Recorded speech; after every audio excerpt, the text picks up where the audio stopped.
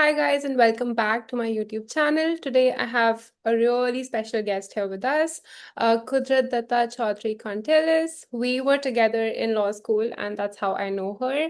Now she is an immigrants' rights activist. She works in gender-based violence. She is an author. She is a TikToker. She has this beautifully curated Instagram page.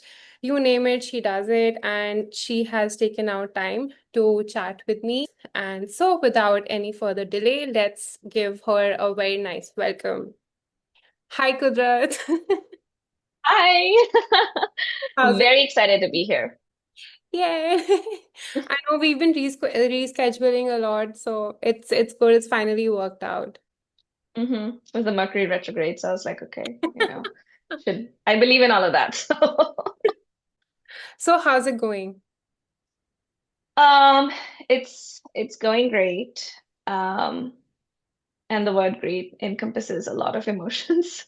So there are days when it's going great, and then there are days when it's difficult because of the kind of work that I do. So um, yeah, so I would say it's going great because with resilience, strength,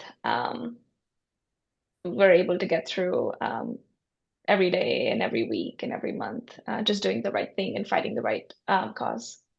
How would you explain what you're doing for work right now? Okay. So I work with the Council on American and Islamic Relations, and I work with their legal department, and we provide legal services to Afghan refugees that are fleeing Afghanistan due to the fear of persecution by Taliban.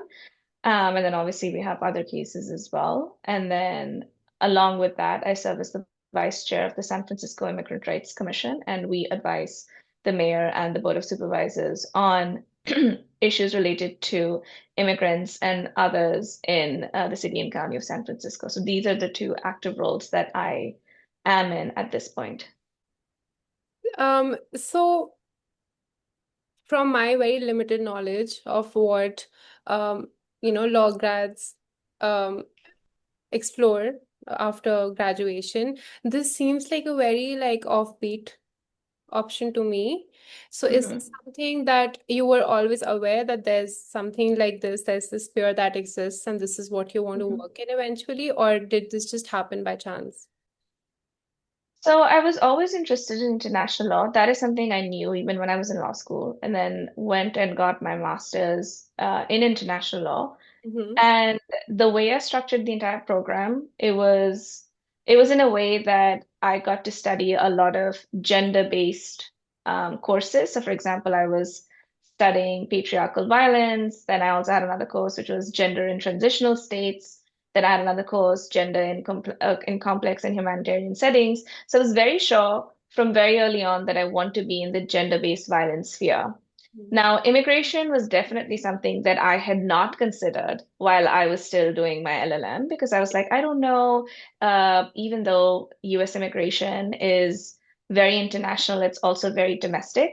Mm-hmm. So I wanted to be more involved with something international facing, if you will. So I thought that maybe, I want to be a part of an international organization and just specifically work in the realm of gender-based violence.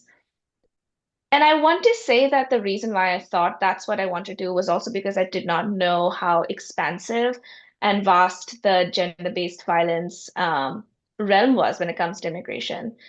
So obviously, as I graduated, I was looking for jobs. I got a job, and that was to deal with and to work on cases related to Christians being persecuted in Pakistan. But Mm-hmm. then once I moved to San Francisco, I, spoke to the head of the firm, and I said that my expertise is in gender-based violence, and that is what I'd like to continue. And they said, well, we'll have you as a gender rights specialist at the farm. And I was like, okay, that's great. And I have since then worked on, gender-based violence cases from pretty much all across the world. Worked on cases from Central America, South America, from Africa, from South Asia, and then have had a couple of cases from Fiji. So basically, pretty much everywhere. And obviously, the issues or the cases can look different, but the root cause of every every single case that I've worked on is pretty much patriarchy and just how women are taught from a very young age to stay silent or suffer. How do you keep your mental health good and functioning? I'm really glad you're asking about that question because I think that, mental health is a very important topic, and I feel like it's a big taboo, especially in our society. I would say though that when I started off, I did not know how to compartmentalize my emotions, or to compartmentalize my professional and personal life. So what I would do many times, as we were also encouraged by our work, in some ways to quote unquote be present for the client, um, which means that, oftentimes we would give them our personal numbers, and women would contact me at very odd hours saying that, I'm not able to speak. I spoke about what had happened with me many times. The stories that they would be telling me about their own experience. I was the first person that was listening to those stories. And when you're fresh and you're young, you're so permeable that you would take on that trauma. And we do have a lot of vicarious trauma in the field that I'm in. And I'm sure that's the same thing with you as well. When you're like constantly around, divorces and death, like you take on a lot of trauma there. So obviously I would take on a lot of that. And then COVID hit, Yeah. which is when, we couldn't go out. I was living by myself at that point of time. I couldn't travel home. I was still navigating the visa process. There was just a lot of stress. Along with that, we were also navigating what's going to happen with all the clients because courts were shutting down at that point of time. So I thought it would be best to go back to therapy. I had taken therapy when I was doing my LLM program, and I think I should have started with that. So when we were studying all the courses that I talked about, they were very heavy. Like we were reading actual testimonies of like women that had gone through the Rwandan genocide, women that had, gone through the conflict in Argentina, FARC. There were a lot of things that we were studying, and it was very triggering. So our professors would say, "Hey, these are the mental health services that are present in Tufts." And I availed them, and I really had a great time in terms of working with my therapist. So then in 2020 April, I was like, okay, I genuinely think I should be speaking to someone. Mm. And then ever since then, I've been in therapy, and um, yeah, so I think that, being in therapy and then also growing, getting life experience, also understanding that I cannot be like I have to have a division between my personal and professional life, getting better with boundaries, understanding how boundaries work, because I don't think that's something that we're taught back home. So just like learning as we go, I think I'm able to compartmentalize everything that I do at work and then when I come home. Of course, there's still days when you meet someone and their story just really hits close to, it hits close to home, and it's very difficult for you um to ignore that. You just have to cry it out. And that happened to me recently, actually, after like some time. And I was like, wow, sometimes you can never just shake it off. So to your point, I would say though that like, I take therapy. I'm very intentional with my relationships. I also have created very strong boundaries around my work and personal life. And then I have a beautiful dog and I have an amazing husband. So, we're very intentional with our time. Yeah, I mean, I am very open about you know, um, my usage of therapy and of taking therapy, and I recommend it to everyone watching this. If you're struggling, definitely like try to speak to someone who's a professional and who can help you really understand yourself and like what's going on. So, So let's hmm do a bit of a recap. So hmm went to Vivek High, I went to Sacred Heart first, and then 11th and 12th, I went to Vivek High. and then you took the admission test for Army Institute of Law. Yes, I took that one and I took the admission test for PU. So it was like Yeah. it was either going to be Army Institute of Law or it was going to be Punjab University, and I got through both. But Army Institute of Law started earlier than Punjab University, and by the time the results for Punjab University came out and the lists came out and all of that, and I was like, I've already started something here. I don't want to, move because I was living on campus. It just felt like a lot of change. And like at our Ministry of Law, you also know it's a very small cohort. I like small cohorts, but then we were also like sort of quote unquote bonding with each other with all the activities that we had during orientation week. So it just did not seem like the rational thing to do for me. So that's what I did. And then I do remember that you used to do moots in law school, Mm-hmm. and you were Mm-hmm. also into the performing arts. Mm-hmm. And of course, like our research papers and like you Mm-hmm. study what you have to study. What are Yeah. like some of your core academic memories from your time at AIL? Honestly, like something that just like is at the top of my head, and I'm so grateful for that, are the performing arts. Like I know that I anchored and emceed so many shows that I know like you were performing at, you know. So with that, I loved working with Sheetal ma'am. She was amazing. I think all the confidence that I have when it comes to being on stage, and obviously I got that from school as well, but she really like, you know, honed in the skills of emceeing. And I know every single word that we'd write, like she'd, you know, work with us in terms of phonetics, how we speak. And Yeah. at that point of time, obviously, I was, you know, you don't realize how much that affects you or how much you learn from it. And it's only in hindsight do you have like, you know, the proof is in the pudding. You realize that the proof is in the pudding. But I really enjoyed doing like emceeing shows at that point of time. Like I that's the one thing that really stands out for me. Do you feel like there are certain perks of living in a hostel? I mean, I had a great time being in the hostel. There were so many, you know, I got to meet and be friends with a lot of people, but I also know that being in the hostel can sometimes be isolating as well because a hostile environment can get very cliquey very soon. Like you don't know, everybody's trying to assess each other. We would have fall-ins. I actually never believed in the idea of fall-ins. And there were a lot of things that I did not agree with. The fact that we can't go to the cafe, I'm sorry, like who came up with that rule? Like the fact that we only have to wear salwar kameez. I'm sorry, that is hazing. Like I should be able to wear whatever I want to wear. But there were a lot of things that we were not allowed to do, and I felt very strongly about those things from the start Yeah. till now. So yeah, I mean, I think it's great, but it's great to bring you out of your shell. It's great for you to know your friends, blah, blah, blah. But there were also like a lot of problematic things where I just felt that, okay, I don't align with these things. So I don't know if this is like the best decision for me. So then, did you sit for the placements at all, or were you said that you just want to be in Chandigarh?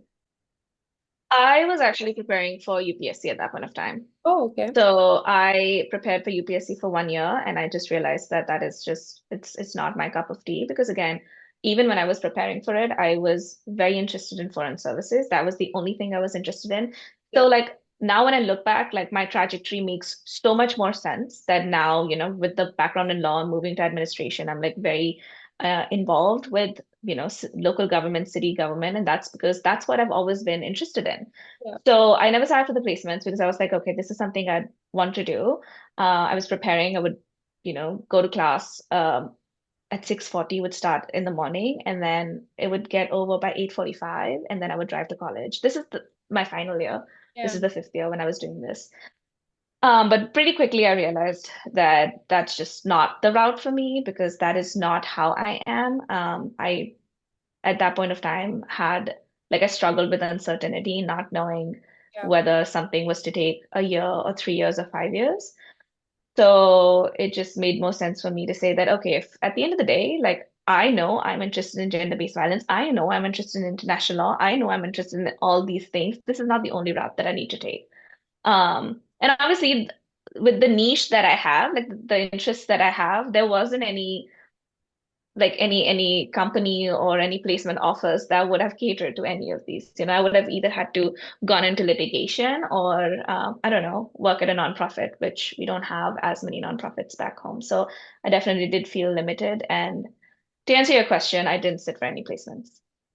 And so then when you graduated, did you have a plan of what's going to happen moving forward, or like was it completely Um, taking it one day at a time? I think it was a bit of both because that's when I was like, okay, am I actually, like, am I committing myself to the path of UPSC? Like, is this something I want to do, or is this something that was sort of presented to me by my family when I was like having these multiple conversations with them, saying that I'm actually interested in gender-based violence and I'm interested in international law, and and through my internship with the Ministry of External Affairs as well. Like, I really liked it. I really enjoyed it. So they were like, maybe this is something you can consider. So I really had to sit with my thoughts and be like, what is it that I want? Like, is this what I want? Am I going to be okay if I don't get to uh, be a foreign affairs officer, which is very hard and very tough to do. It's Yeah. not something that you can apply for and you're going to get it. Like, the stakes can be either or. So I was like, if I don't get that and I get something else, will I be happy? And the answer was no. So I was like, okay, I don't need to tie myself to this one idea. I have always loved education. I am very interested in always like learning. I had also done a bunch of summer schools when I was in law school. Mm. I was familiar with what it takes to be studying abroad. So I was like, yeah, you know what? I would actually want to do an LLM and I'm going to apply for it. Mhm. And that's what I did. So when you mentioned summer schools, I remember you went to London School of Economics, I believe. Hmm. Hmm. And where else did you go, and what were your takeaways from the summer school experiences? Hmm. So I went to London School of Economics, and then I went to King's College, Mhm. also London, and then I did a course uh, from the Australian Dispute Center, which is not necessarily a summer school, but I did it during summer and got certified in mediation. Mhm. But and again, these were very, different experiences. Like when I obviously went to London School of Economics, the topic that I chose was corporate law and governance because I just thought that, I want to know if I like corporate law because that was the big thing. That was the big conversation at that point of time. So I was like, okay, I want to know. And I studied it and I was like, oh, like No. not my cup of tea. So it's good. Like, Yeah. and then the in 2014 is when I did this King's College summer school program. So that was a very interesting program because you first studied in Delhi, and that was an international relations program, which I absolutely loved. I love my professor, was still like in touch, we're very good friends. I've spoken in her classes. She even attended my wedding in December, so we're pretty thick. Knock on wood. And I love her. So she's amazing. She was a great mentor.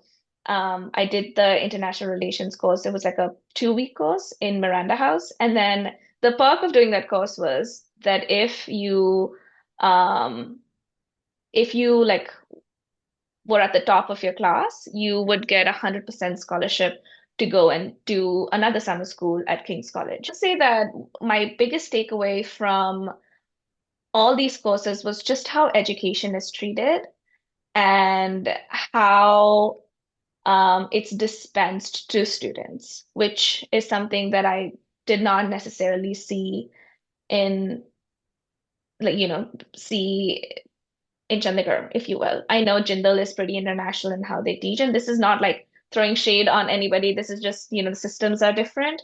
Yeah. Like, even in terms of how we were taking exams, a lot of things were on our laptops. That's something I had to get used to because I write everything. I still write everything, but, we were taking exams writing. We Yeah. were not being taught how to actually write an exam. We're not being taught how to think about things because that's just how the curriculum is. That's just how the structure is. We're rote learning. Like I would see so many people rote learning. That's how we all passed exams. But like, how are you? Like, what is the thought process? What are we thinking? Like, how do you formulate an argument? Where is this argument coming from? I just think that that level of teaching was sort of not necessarily there in India at that point of time.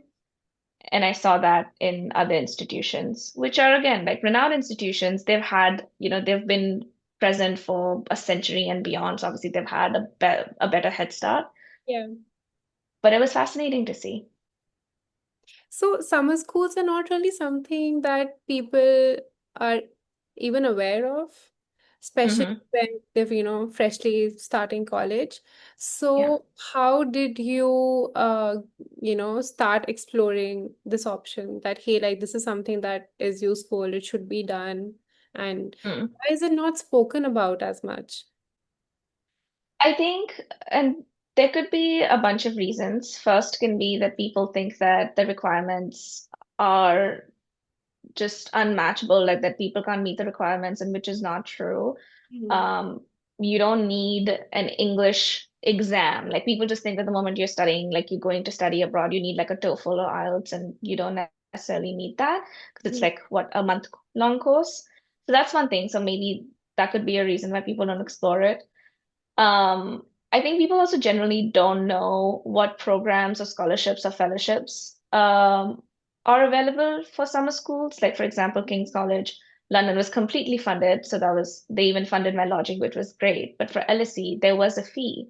And obviously, like that can be, expensive and it may not work for everyone. And I want to be mindful of that. So I wouldn't say, oh my God, like you should break your bank just for a summer school. And if that's something that doesn't work, then don't go for it. But I Mhm. think obviously the finances bit is a huge thing in this conversation.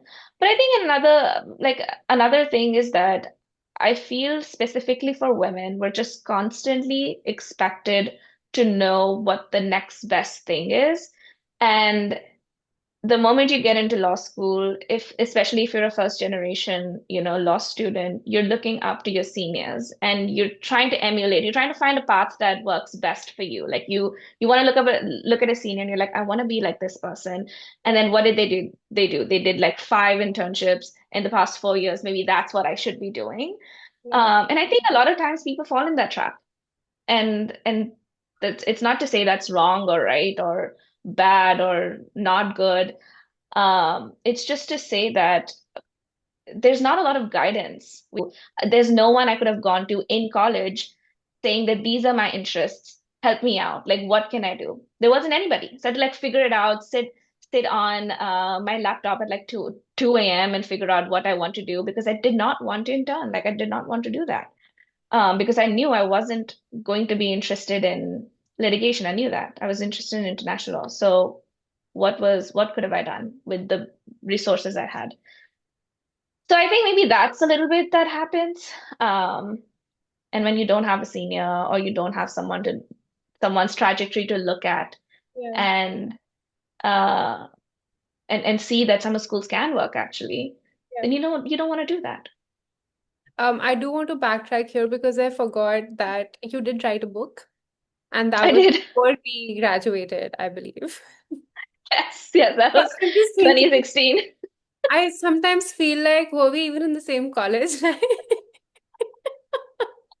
I was how like, did the book oh happen? And okay, for anybody who's watching who writes really well and they have this thing that they want to be published, how did you go about publishing your story? yeah. Okay, so this is such a great question. Okay, so the idea of the book, I've always wanted to write a book. I always wanted to write a book. I grew up reading Khaled Hosseini and Jean-Pierre Sasson. Like I read a lot about just women in general. Like Khaled Hosseini, you have A Thousand Splendid Suns, you have Mayada by, Miss Sasson, and we I was very inspired by their writings, and I hope that I could like write about issues that people care about. But my interest in gender-based violence also came from reading about, the state of women in like different countries. So I grew up reading that, and then again, always wanted to write, but I just could never ever find a story that was compelling enough for me to write. Like one day I was like taking a walk, and for the first time in my life, I had a story from point A to point Z. Like it wasn't like, oh, मैं ऐसे शुरू करूंगी and then my story is gonna, I'll figure out the end later. I had the story from like, A to Z, and I was like, I think that the idea has chosen me and I need to like work on the idea. I Yeah. believe that it's kind of weird, but I believe that ideas choose you. So I was like, okay, I need to work on this idea. So I started working on it. It took me about 6 months, Mm. 6 to 7 months to finish it. And after that, I started reaching out to publishers. And that is the second part to your question. I was 21 at that point of time, writing about human trafficking of women from Nepal to India after the Nepal earthquake. And the book had some political elements to it. The book talked heavily about human trafficking, how women were being trafficked from Nepal to Delhi, what happened, was there any, restoration, any restorative justice, a lot of like very big themes that you would not necessarily expect a 21-year-old woman in Chandigarh to be writing in a way, which I think people should expect that because, again, I feel like Indian women are doing amazing all across the globe. So why would you not expect that? Anyway, so I started reaching out, and the publishing industry is very, it's like a very gate-kept industry that I did not know. So you need a literary agent, and that literary agent has to go through your first 3 to 4 chapters. They need to go through your synopsis, basic like requirements that they have, and they can get back to you in 3 months or 6 months. You just don't know. But they're also like looking forward to find authors that can grow their brand as well. So you need some like connections here, connections there. You need credibility. At that point of time, I did not have the credibility that I have today. Like if I would have written that book today, I think my experience with publishers would have been very different, or literary agents would have been very different than it was back then, because I was just getting, blown away by pretty much everyone that, oh, we need to change the age of the protagonist, we need to change this, we need to change that, blah blah blah. And I was like, I am not okay with that. Like you're changing my original thought. My original thought is to talk about women, whether they are 15 or they're 25, being trafficked. Like that is a reality. Yeah. Anyway, so with that, I just felt that it was difficult for me to find representation, and I decided to go the self-publishing route. And I was able to get the book out in, like, it took me 1 year from the day I started writing till the day it was published. So if I recap, did the 5 years, went to summer schools, you did moods, wrote papers, and then you wrote a Mhm. book, you graduated, you did your certificate course in PU, and then at that time is when you thought, okay, I want to go outside and pursue my master's. So how did you Mhm. go about choosing your places, like wherever you wanted to go? Mhm. So there are honestly only I applied to 3 places and 2 for law. One was University of Melbourne, and the other one was the Fletcher School of Law and Diplomacy. And the third one was SDA Bocconi in Italy, but that I just like applied to see. Fletcher, as I said, I was always interested, even though I went to law school, I was always interested in an intersection of law and policy, and leadership. So I just felt that Fletcher made the most sense personally for me because that was one school that wasn't shoving me into a silo, that was very cross-functional. So I was taking courses that had to do with diplomacy and law and, on the business side of things as well. And I really liked that. Plus, as I said, I like small cohorts. I don't want to be sitting in a class that has 250 people. That's not my environment. So I think keeping all of that in mind, and the top one being that I wasn't being cornered into just being in a law school with that law school environment, I chose Fletcher. Like there was no other school that provided me with that. Don't let someone make you feel bad about your choices. If you think that you should be going to a particular school, make sure that you're, pushing for it. But having said that, yeah, one shoe doesn't fit everyone, but do what's best for you guys. So then you moved to the US, and Hmm. what was that like? Did you feel culture shock at any level, or did you like adjust like this and everything was smooth? How was that for you? Um, I think in terms of like adjustment, I adjusted pretty quickly. I was like, oh my God, this is amazing because the I can finally speak out the thoughts that I've always had, and I finally have found my space. Yeah. So in terms of like the freedom that I have felt, that was very liberating. I think the biggest cultural shock that I had was 2 months after moving to the US. I was I was at a store. I was, I think, Burlington or somewhere. And I was getting a jacket for myself because it was so cold. It was so cold in October. And I was coming back from a conference. So I had my purse, which had my laptop, which had my passport, which had my phone. I just gotten a new phone, had that phone, had my iPod. It was basically like an Apple hamper. Yeah.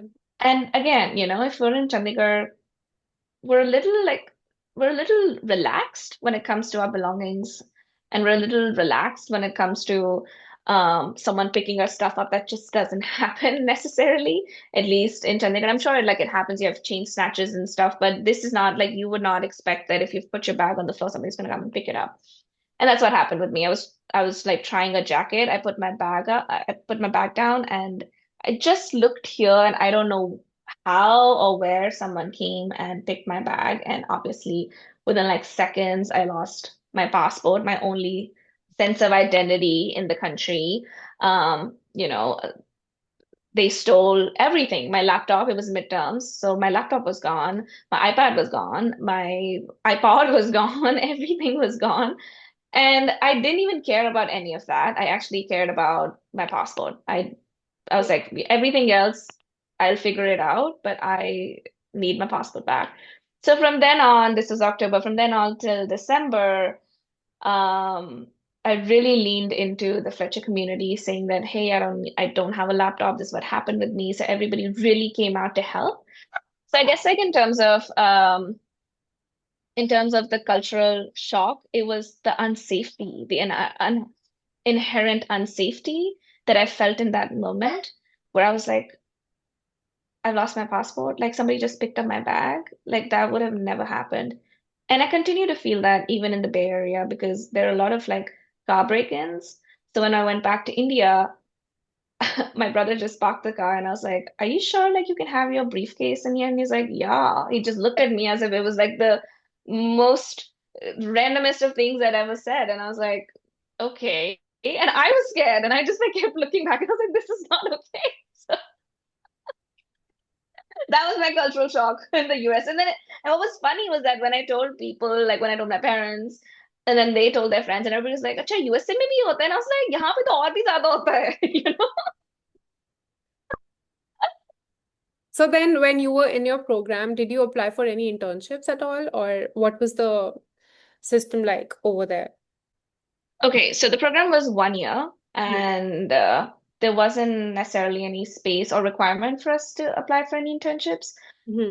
But I was involved in, a lot of things at Fletcher as well. Like I was heading a bunch of clubs, both at Fletcher. I was a part of a bunch of clubs at Harvard. I had TA positions. I was a part of a research for Save the Children. It was on child brides in humanitarian settings, so like very gender-based work as well. Yeah. And then I also participated in a competition, which was like an ICC International Criminal Court competition in Poland.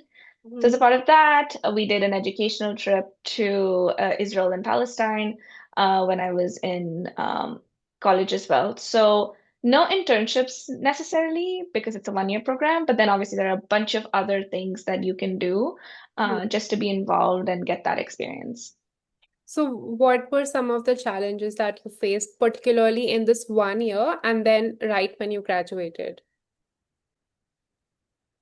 Okay, I think like during the 1 year, I think my biggest challenge, or I would say my biggest shock was losing, just as I said, my bag and everything. And again, like at this point, I'm not able to relate to that part of me, but at that point in time, I just come to the US. I was fresh, I was excited, and then you lose everything. It was huge for me. It was a huge tragedy, which like because of which I was able to go back to India. I had to go back to India because I had to do an international travel a couple of months after to get my passport restamped.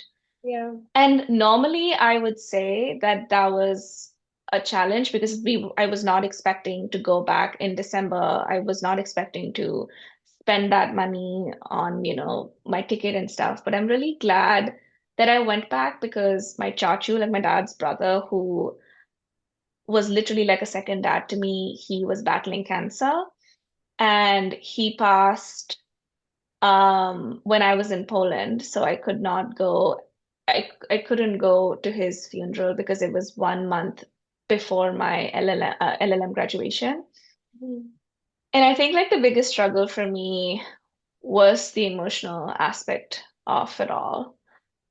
You're alone, you're by yourself, you're away from your family, someone who has a terminal illness, and it's not a benign cancer, it's a tumor that's malignant, and that's literally a father figure to you. So I think there was a lot of grief that I had to process, of being away, and then after he passed, of him, um, passing, and then of really answering the bigger questions in life as to like what is life, what is family. Like I don't even know how to talk about it because it was like such a hard time for me emotionally. Um, and then in terms of like after I graduated, I would say dealing with the grief, but also figuring out what my next steps were going to be because you only have like 90 days really to get a job, otherwise you have to leave the country. Yeah. So I think like the job hunt was the second aspect of it all. So then you were applying for jobs. So here, Hmm. I like for myself, I worked with a recruiter, and Hmm. the way it pans out is that whoever eventually gives me a job has to pay the recruiter for their services, right? Hmm. For you, was it individual, or are there similar services that exist for graduates in the US? I'm sure there are similar services that exist, and a lot of companies use those recruiters. I think personally for me, I did not use a recruiter. I was just like applying, by myself, trying to get informational interviews with people that may have gone to my school in the organization. Again, also I was very fresh, very new at it. There's just so much that you have to learn in terms of networking. And networking may look very different when you're back home versus here. So it was definitely a lot of learning that I had to do, in terms of how to reach out to people, who to reach out to, what works, what doesn't work. I think another impediment or what actually really makes it difficult for international students is the fact that not every firm or organization is willing to sponsor someone's visa. So on your OPT, sure, you get a year, but then after that, you will need visa sponsorship. And a lot of companies, specifically big, INGOs or nonprofits, don't have the budget to do an H-1B or do another visa. So I think that was a frustration that I had because that's not something that or are aware of when you're joining the program or when you are in the program. Yeah. So yeah.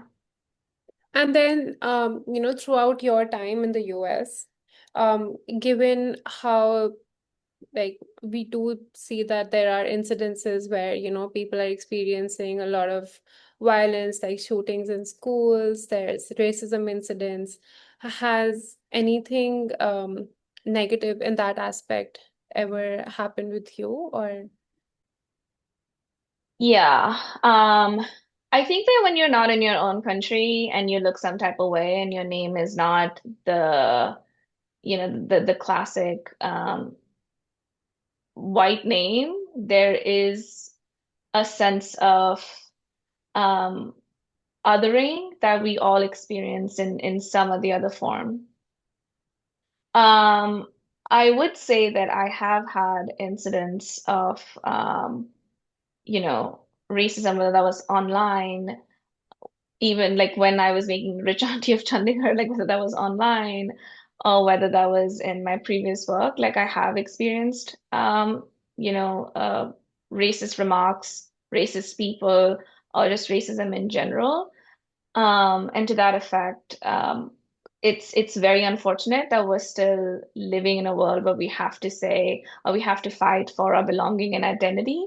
Yeah. But what that has also done is it's made me much stronger and it's made me way more self-assured of who I am and where I come from than I probably was maybe before. Because when we're growing up, we're not seeing ourselves as South Asians or Indians. I'm Kudrat from Chandigarh. Like that's, the realm of who you are. My dad's Punjabi, my mom's Himachali. You don't see yourself in the fabric that the Western countries have created for you. So I think it's another like rude awakening that you go through when you're here. And I'm sure you went through that. I've gone through that. I think every person that moves goes through that looks like you and I.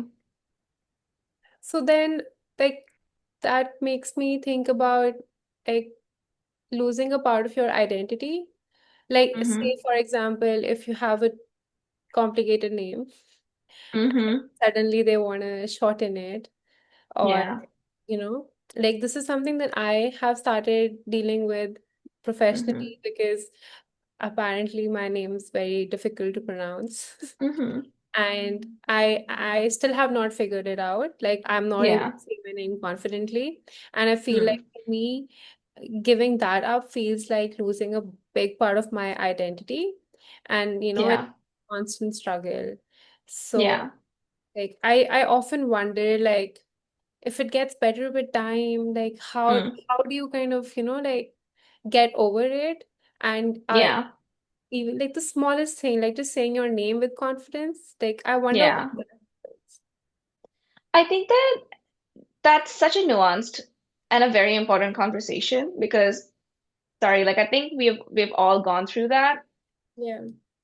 And obviously, like my name is personally speaking from personal experience, my name is Kudrat. And a lot of times when I say Kudrat, people don't catch it. So, and when I'm speaking some like a certain type of way, it's just like, hi, my name is Kudrat, like Kudrat, and I'm just like breaking my name and Yeah. I'm saying that. And this is probably like a couple of years ago, and my mom, heard me speaking somewhere, and she's like, "Your name's supposed to be Kudrat. It's not supposed to be Kudrat." And I was like, "Mom, I don't see that as an attack. I don't see that I am being diminished when I am not saying my name Kudrat, because there's so many other things that I may not know how to pronounce. So I never took that personally. But then I shortened it to KDC because I've been called KDC. So I'm like, okay, it's KDC. So every time I go get coffee, they know I'm KDC. And I remember ordering a pizza from somewhere and I said KDC. And I went there, it said KTC. And I actually got mad. And I was like, my name is KDC. And she's like, yeah, it's KTC. I was like, no, my actual name is Kudrat, and you would not have understood my name. I actually shortened it for you. The least you can do is get the alphabets correct. And at that point in time, and she's like, okay, blah, blah. And I was like, am I overreacting? And I was like, no, we're already changing our identities. We're reinventing ourselves. We're trying to find a place for ourselves. The least somebody else can do is give us the space to do that. Um, and it does get better over time because, as you stay here, as you build your family, your roots, you put your roots down, you're not the person you actually were when you were back home. Yeah. I'm not the person that I was back home. I'm also not around people that were when I was back home. Neither are you. Our life experiences are different. We're also speaking to people with different accents. I don't get to speak in Hindi or Punjabi at home because my partner doesn't speak in Hindi and Punjabi. So that, shows up in in a different way when I'm speaking because I'm constantly speaking in English. And then when I have to shift to Hindi, it takes me a while because I'm not speaking in the English Hindi lingo the way we speak back home. Yeah. And a lot of times people don't understand these experiences. उन्हें लगता है उसका accent आ गया है, इसका ये आ गया है, ये ऐसे कर दिए. नहीं. I mean, they don't know what our lived experiences are. They don't know if somebody else is actually going to understand Sukhmani or will not understand the name Sukhmani, or can somebody even pronounce Kudrat or not. They just don't have the palate for it. Like there are words that I can't pronounce in French. I tried learning French and I just couldn't. And I was like, you know what? I'm not going to let this thing make me feel less about myself. But then to add on to that, the nuance is that if somebody is intentionally trying to diminish you and your identity, that's not okay as well. Mhm. And that's what happens. The reason why we have to feel offended by somebody not pronouncing my name is because if we don't take a stand right now, there's going to be something bigger that's going to happen. And then they're going to be like, wait, hold on. Like, why do you have a problem? You don't have a problem with me calling you Kudrat or Sukmani or all of that. Why do you suddenly have a problem? So I think the fact that the burden is placed on us to create a system where things don't go beyond a certain level is also a lot of burden that we have to carry as South Asian immigrants. It's just, I don't know if you like relate to this experience, but it's, I do. you know, Since we're like edging towards the end of the interview, mhm. what are some options that people in the legal field back in India can explore if they are not, cut out to be in the corporate world or litigation? Because those are the only two options that, as a law student, you would be aware of. So, what are some Yeah. alternate things that people should look into if they don't want to do something very traditional?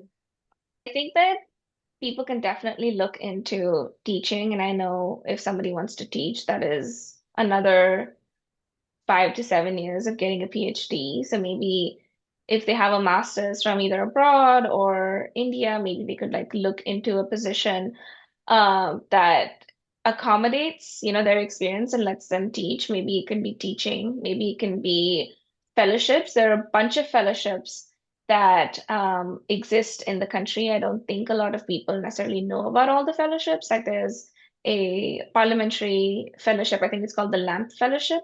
Hmm. And that is for someone who's interested, in politics and in policy and in law. I think the LAMP Fellowship is pretty helpful.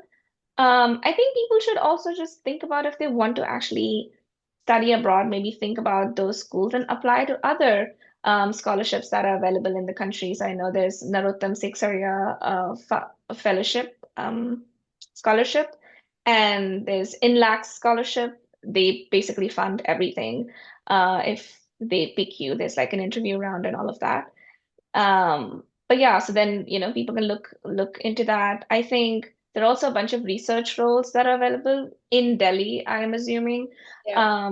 with like NGOs and foundations. I know Observer Research Foundation has research opportunities available. I mean, Delhi is a hub for everything that is at the intersection of policy and law. So I'm sure there are like a lot of options that are open.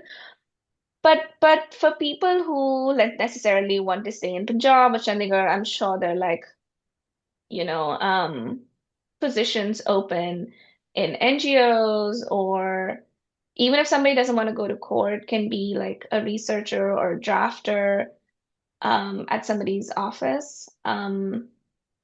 Yeah, those are the things that come to my mind because again, I don't want to give generalized advice Yeah. if I don't know what the background is. Because again, like someone can have the perfect background to be a researcher, but they may not want to relocate to Delhi. So then, the option doesn't work for them. Yeah. So I think that what everybody should do, so whoever's watching this, what you should do is take a paper, take a pen, write down things that you're interested in, then write down what are your negotiables and non-negotiables. For example, one of my non-negotiable, if I was to be in India, was I may not have wanted to move to say like Mumbai or Bangalore. I did not want to be away from my family, which is Mhm. so interesting because I'm in the US right now, you know. Yeah. So I don't know why I had that. Maybe because my family said that. They're like, oh, like you should be in Delhi or somewhere around so they can be close to me. Yeah. So yeah, I think people should just like have like a list of things that are important to them, negotiables and non-negotiables, and then see what works best for them. Okay. And Yeah. any like anything that you would like to specifically point out to anybody who's watching this video and has like made it to the end of the video? One thing I'd like really like to point out to everyone is that, your path doesn't need to look like someone else's. So whatever you have been thinking about, it's not, you're not crazy. It's not something that you can't achieve. Um, and also, it's also possible that you may not have all the resources for the path that you want to take. Hmm. So what would be really helpful is just thinking outside the box and trying to find the resources that can make your path possible. And again, it's not a destination that you should be moving to. It's literally the journey. So whatever you're doing, just make sure that adds on to the larger goal that you have in your life, whatever that is.